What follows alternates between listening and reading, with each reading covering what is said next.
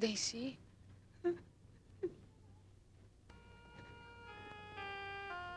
Daisy? Diyos ko, Daisy. Ano nangyari sa'yo? Daisy? Daisy? Daisy? Daisy? Daisy?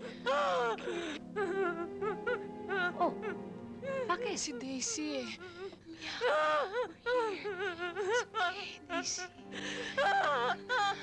It's okay, Daisy. It's okay. It's okay. It's okay. It's okay. Daisy, it's okay. It's okay. It's okay. It's okay. Here's your lunch. Masarap to. Ako nagluto nito.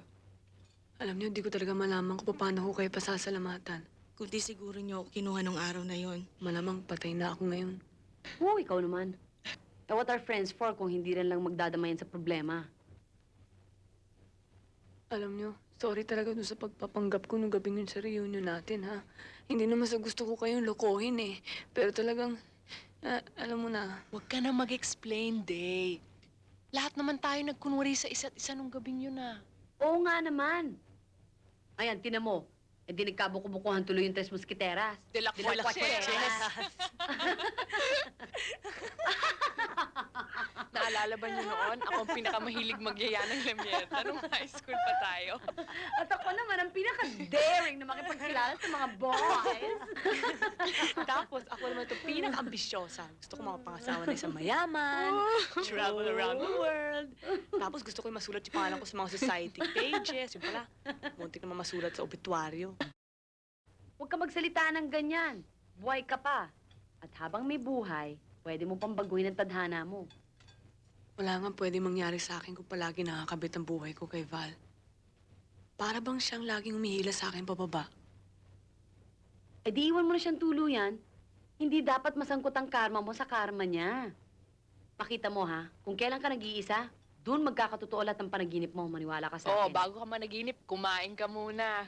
Talaga bang kakainin ko yan? Baka may lason yan. Ayoko! Open your mouth na, baby! Oh.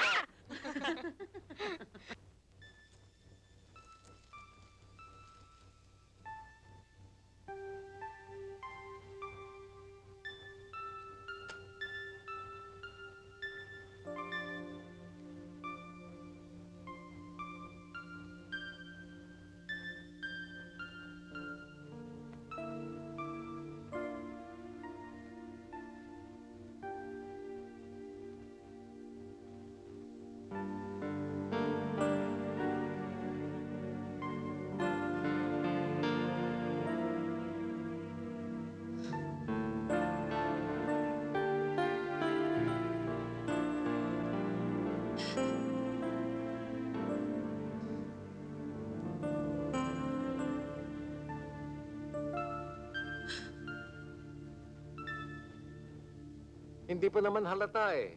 Pwede ka pang mag-girdle habang may shooting. At ipitin ang baby ko sa loob. No way. Paano yan? Lumalabas ng publicity ng Anghel sa Dilim. Iniintay na ng mga tao ang pelikula natin.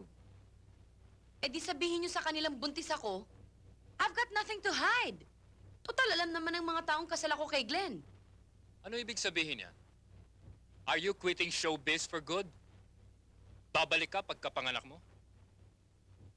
Remember, pumirma ka ng 5-picture contract sa akin.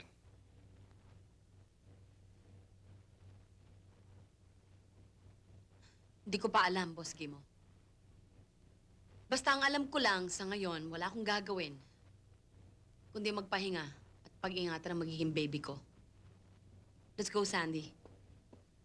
Perry, Direk. Goodbye. Paano yan? Perry, problema mo na yan.